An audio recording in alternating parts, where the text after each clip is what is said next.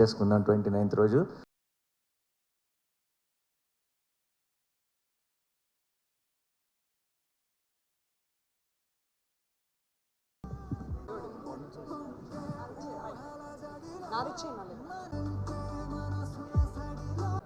Good morning Nani గారు. Sentiment what does it really stand for?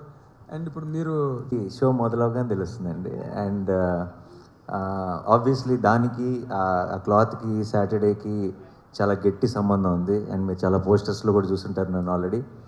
Yes, ఇది ఈ red cloth కట్టుకొని.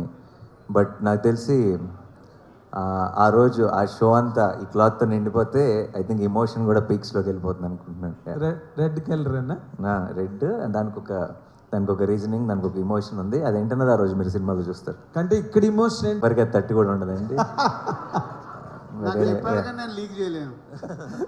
నాకు డౌట్ వచ్చి అడిగా ఇందాక, చెప్పాను ఎప్పటి నుంచి కట్టుకుంటున్నా నాని ఇదని. లేదు సార్, ఈ సినిమాలో ఒక కాన్సెప్ట్ అని చెప్పేశాడు. రెడీ. తర్వాత అంటే ఇష్టం అండి నాకు. అది యాక్షన్, కామెడీయా, emotion, it doesn't matter at all. Of course in that particular taste and passion. అలా చూడనండి, అలా అప్రోచ్ అవ్వను. నేను బాగా ఎంజాయ్ చేసేది the narrative of any film. And ఈ సినిమాలో నరేటివ్ చాలా చాలా టైట్ ఉంటుంది. ఆయన మాట్లాడుతున్నాడు. నిజం చెప్పాలంటే అండి, ఇప్పుడున్న మన ఓటీటీ రెస్ట్రిక్షన్స్ కావచ్చు, ఇంకోటి కావచ్చు, మిగతా స్టేట్స్లో మన రిలీజ్ చాలా మినిమల్ రిలీజ్ అండి. It's not a huge release or anything. కొన్ని తమిళనాడులో ఈసారి it's going to be a huge release. హిందీలో ఇవన్నీ మీరు చూసుకుంటే మినిమల్ రిలీజే, not a very big release, but మంచి రిలీజ్. అంటే అక్కడున్న ప్రేక్షకులందరూ చూద్దామని, సరిపోదా శనివారం చూద్దామని ఎదురు చూస్తున్న ప్రేక్షకులందరికీ కూడా వాళ్ళకి అందుబాటులో ఉండే థియేటర్స్లో రిలీజ్ అయిపోతుంది. అయితే వెళ్ళి ఇంతగా ప్రమోట్ చేయడం అన్నది కేవలం ఇప్పుడు కొచ్చిన్ వెళ్ళేది తెలుగు స్టేట్స్ కోసం, తమిళనాడు వెళ్ళేది తెలుగు స్టేట్స్ కోసం, ముంబై వెళ్ళేది తెలుగు స్టేట్స్ కోసం. అక్కడ చేసాం కాబట్టి అక్కడే ప్రమోషన్ అలా ఏం లేదు. బేసిక్గా అందరినీ ఒకసారి పలకరించి, అందరికీ సరిపోదా శనివారం గురించి షేర్ చేసుకొని, సినిమా పట్ల ఒక అవగాహన తీసుకురావడానికి అవుట్ సైడ్ స్టేట్స్లో కూడా. అండ్ ఆ ప్రమోషన్ అంతా కూడా డెఫినెట్గా మన హోమ్ల్యాండ్లో కూడా ఉపయోగపడేదే. కాబట్టి ఇది అక్కడ కోసమే అగ్రెసివ్గా చేశారని కాదు, అన్ని చోట్ల మనసు పెట్టి సరిపోదా శనివారం అనే సినిమా కోసం పనిచేస్తున్నాం అంతే. హాయ్ జీవి గారు. మీకు రెసిపీ చెప్పామండి, టేస్ట్ మాత్రం థియేటర్లోనే తెలుస్తుంది. So you know what happened, what are the ingredients, but నాలుగుకి టేస్ట్ తెలిసేది మాత్రం 29th రోజు. All the best. Thank you.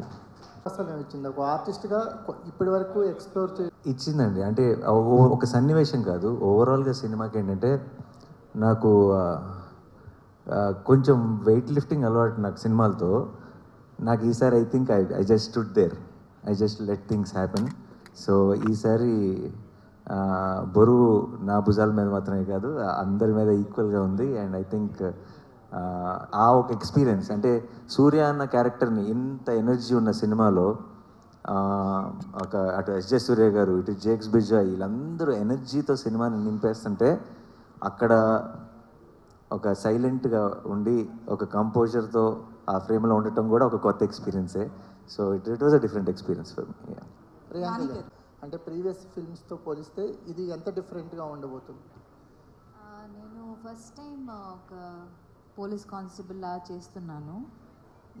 ఇంతవరకు నేను చేయలేదు. సో అదే ఒక కొత్త. అంటే మీ పాత్ర తీరు నేను మాట్లాడుతాను. అంటే పాత్ర తీరు అంటే మీరు బిహేవియర్ కానీ బిహేవ్ చేసే తీరు సిమిలర్గా ఉంటుందా లేకపోతే వేరేలా ఉంటుందా? లేదు, సిమిలారిటీ ఏం లేదు. బికాజ్ మీరు మూవీ చూస్తే తెలిసిపోతుంది. నేను ఐఎమ్ వర్కింగ్ అండర్ ఎస్జే సూర్య గారు.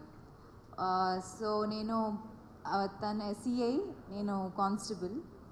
సో వాళ్ళిద్దరికి, నానికి ఎస్జే సూర్య సార్కి ఒక షాక్ అబ్జర్వర్ లాగా నా వల్లే అన్నీ, ఇప్పుడు వీళ్ళిద్దరూ ఎలా గొడవ పడతారు, ఏమేమి జరుగుతుంది అని, the whole story revolves around Charu's character.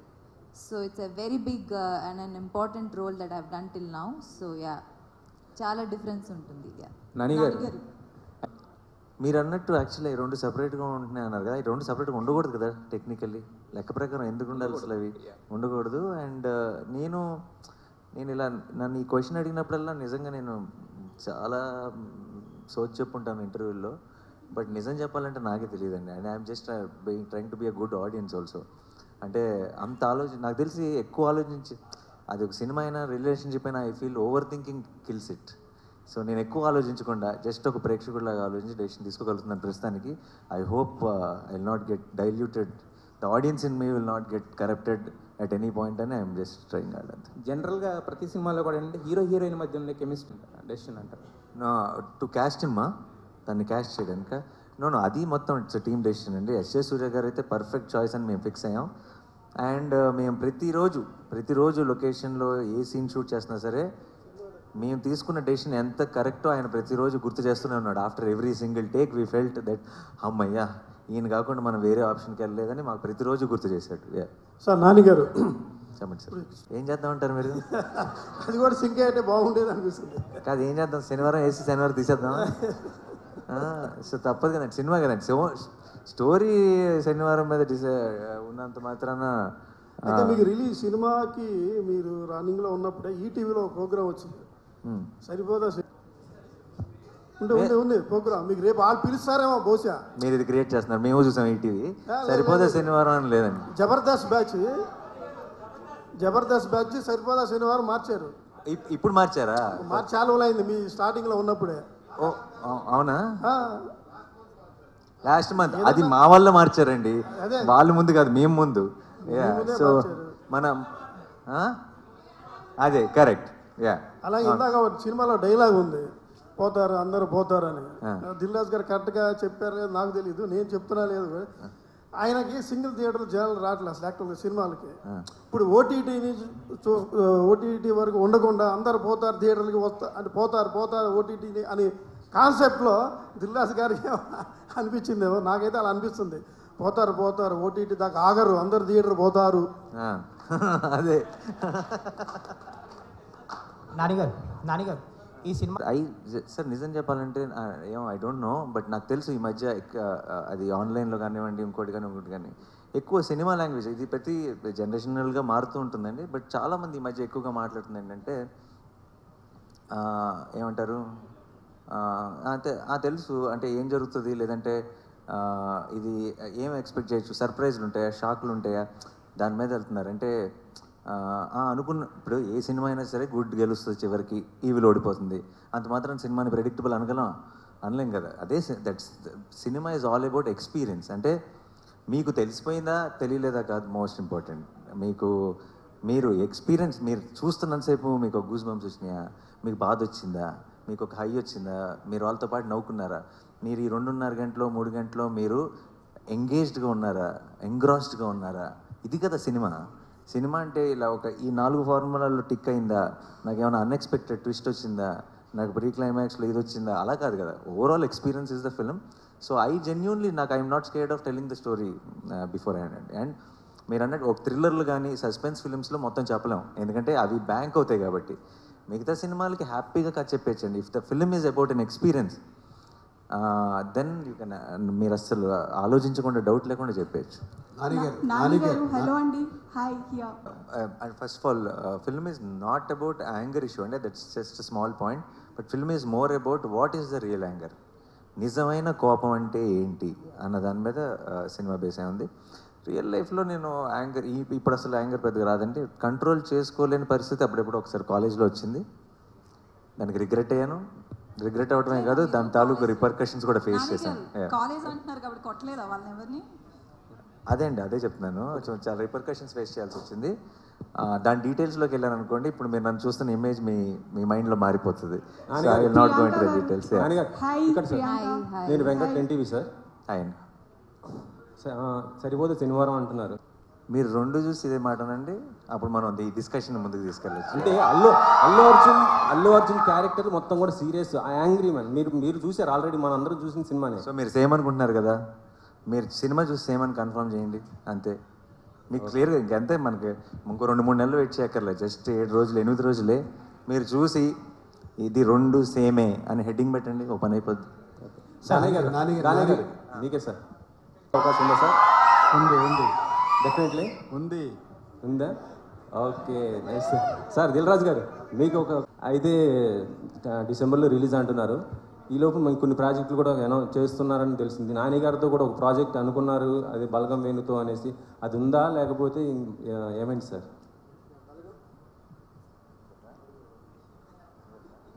మీరే నాకంటే బెటర్ దానికి ఆన్సర్ నాని ఇస్తాడు. మేము ఒక్కసారి కలుసుకొని దిల్ రాజు గారు, నేను, వేణు, మామూలుగా ఎవరు నాని ఎలాంటి డైరెక్టర్స్ ఎవరితో పనిచేస్తే నీకు చెప్పు, నువ్వు you tell me what are the kind of directors you're looking at అని అడిగితే, సార్ నాకు వేణు మీద ఉంది చాలా interest, Venu is a terrific fantastic actor అనుకున్నాం. సో ఇది మేము మాట్లాడుకొని సరదాగా ఈ డిస్కషన్లో వేణుదైతే వేణుకు కూడా చెప్తాను, Venu also wants to work with me. కాబట్టి ఈ డిస్కషన్ అలా అలా పెద్దదయ్యి తెలియకుండా ఎలా వెళ్ళిపోయిందో బయటకు వెళ్ళిపోయింది. And then Venu came and met me, we had some discussion. సరదాగా తను నెక్స్ట్ చేయబోయే ఫిల్మ్ గురించి కూడా డిస్కస్ చేశాడు. అండ్ ఆబ్వియస్లీ హిస్ చాయిస్ ఇనీషియల్గా he wants to share everything with me. ఎందుకంటే నేను ఫస్ట్ నుంచి బల్గంతో పాటు నిలబడ్డాను. నేను ఆల్రెడీ ప్రతి చోట నేను ఎక్కడికి వెళ్ళినా సరే Balagam is the favourite film for me in the decade అని చెప్తూ వచ్చాను. సో వేణుకు కూడా ఆ ఫీలింగ్ ఉంది, ఆ కనెక్షన్ ఉంది నాతో.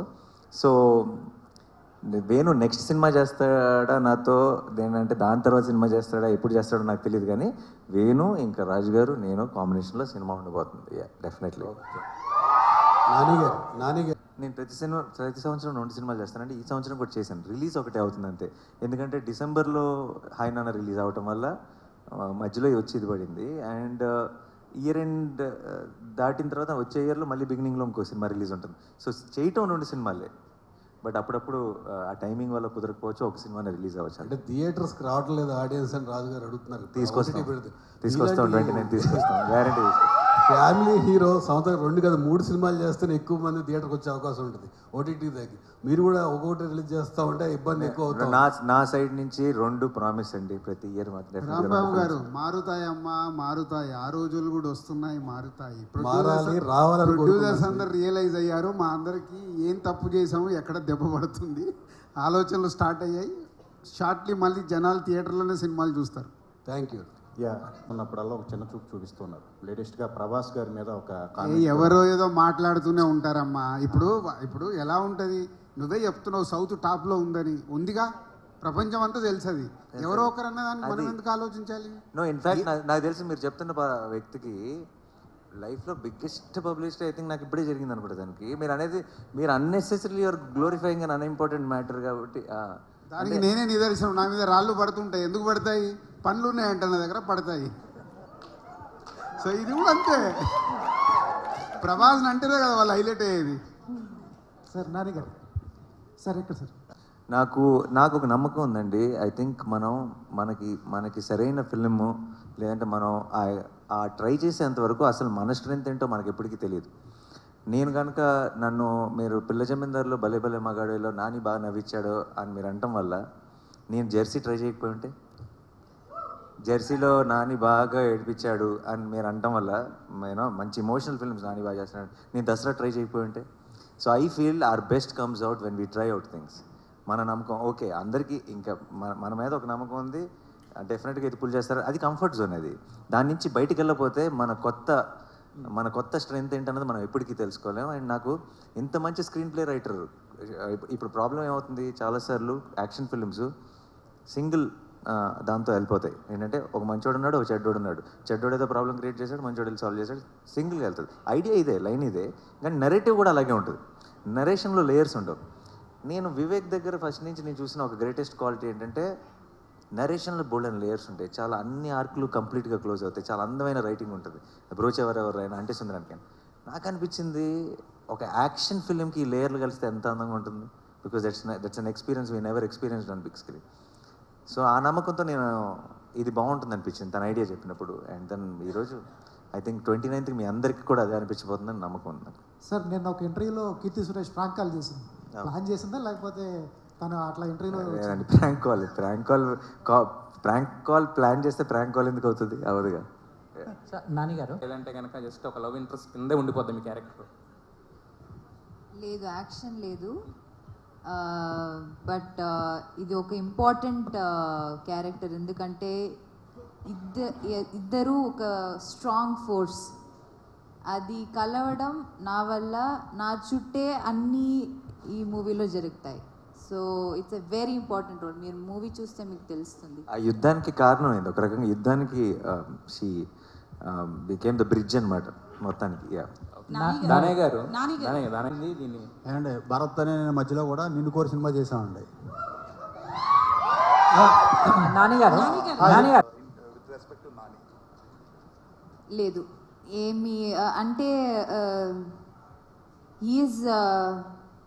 Is done amazing films. ఇప్పుడు 5 years అయింది గ్యాంగ్ లీడర్ రిలీజ్ అయ్యి. నేను అప్పుడు చూసిన నానికి ఇప్పుడు చూసిన నానికి ఏం డిఫరెన్స్ లేదు, but is out done himself.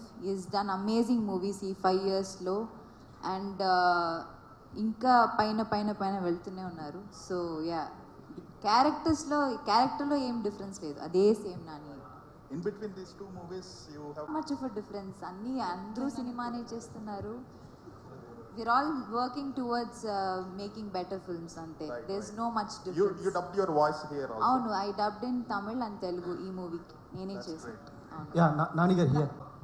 గ్యారంటీగా అండి, డెఫినెట్గా చూడొచ్చు. అండ్ 100% మీరు చాలా హెవీ డైలాగ్, మీకు చాలా డౌట్ కూడా వచ్చి ఉండొచ్చు ఫస్ట్ ఆఫ్ ఆల్, అంత చిన్న పిల్ల వాయిస్లో అంత పెద్ద మాటలు వినపడుతున్నాయి ఏంటని. బట్ యా, సినిమాలో it has a different reasoning and different understanding. మీకు సినిమా చూసినప్పుడు అర్థమవుతుంది. యా నాని గారు 29 చూస్తే తెలుస్తుంది. అదే మీరు చూడండి, గ్యాంగ్ లీడర్ చూసారు, అక్కడ ఏం జరిగింది తెలుసు.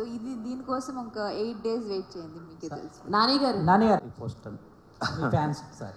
No, first of all అండి, I don't think my kind of filmography or my kind of thought process, obviously it goes to the fans also. So నాకు అసలు అలాంటి ఇష్యూ ఉంటుందని నేను అనుకోవట్లేదు. అండ్ రెండోది ఏంటంటే అది ప్రాబ్లమే కాదు. బట్ చిన్న క్లారిటీ ఏంటంటే అక్కడ కాళ్ళు పట్టుకోట్లా, తొక్కుతున్న కాలుని ఆపుతున్నాడు. ఆ తర్వాత ఆ కాలుకి ఏమైందన్నది 29th చూడ.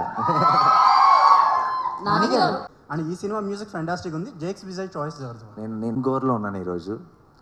నేను ఇంకా అది జేక్స్ గురించి నేను ఎప్పుడు మాట్లాడదలుచుకోలేదు. రిలీజ్ తర్వాత ఐ థింక్ జేక్స్ విజయ్ పేరు తెలుగు సినిమాలో మోగిపోద్దని నమ్మకం ఉంది. ఇంగ్లీష్ సో అది బాగా కనెక్ట్ అయ్యేటట్టుంది. అండ్ ఇంకొకటి ఏంటగా చూస్తారు, మీ దగ్గరికి ఒక కథ వస్తే మీరు, ఎందుకంటే నేను సినిమానే ఇష్టపడతా, సినిమా ఎలిమెంట్స్గా చూడను. నేను ఎలా చూస్తానంటే, ఈ విన్న వెంటనే అది ప్రేక్షకుడికి అబ్బా ఈ సినిమా ఎవరైనా తీస్తే బాగుండు, ఇది ఎప్పుడెప్పుడు స్క్రీన్ మీద చూస్తాము అన్న ఇంట్రెస్ట్ నాకు కనుక క్రియేట్ అయితే, ఆ ఇంట్రెస్టే ప్రేక్షకులకు కూడా క్రియేట్ అవుతుందని నేను నమ్ముతాను. ఎందుకంటే నేను ప్రేక్షకులు అవ్వకుండా నమ్ముతాను కాబట్టి. అంతే. I don't know old new పాతో కొత్త ఇవన్నీ పక్కన పెడతాయండి. If there is whether it's commercial సినిమా ఆర్ వాట్ ఎవర్ సినిమా, if the heart is in the right place then it will always work. And ఇప్పుడు మనకి చాలా ఎగ్జాంపుల్స్ ఉన్నాయి. అంటే చిన్న ఓల్డ్ మన ఒక 20 years బ్యాక్ లాంటి ఒక ఫార్ములాతో కూడా వచ్చి బ్లాక్ బస్టర్ అయిన సినిమాలు చాలా ఉన్నాయి. మనకు ఒక చిన్న రిలేటబుల్ సినిమా చూస్తున్నప్పుడు మనం ఎంగేజ్డ్ ఉన్నామా, ఇప్పుడు కేవలం ఏదైనా ఒక సినిమా ఆడకపోతే దాని అర్థం కేవలం వాళ్ళు ఒక ఫార్ములా ఫాలో అయ్యారనో లేదంటే ఒక స్టైల్లో తీసారని కాదు, అది అన్ఇంట్రెస్టింగ్ ఉందని మిమ్మల్ని ఎంగేజ్ చేయలేకపోయిందని అర్థం. అంతే.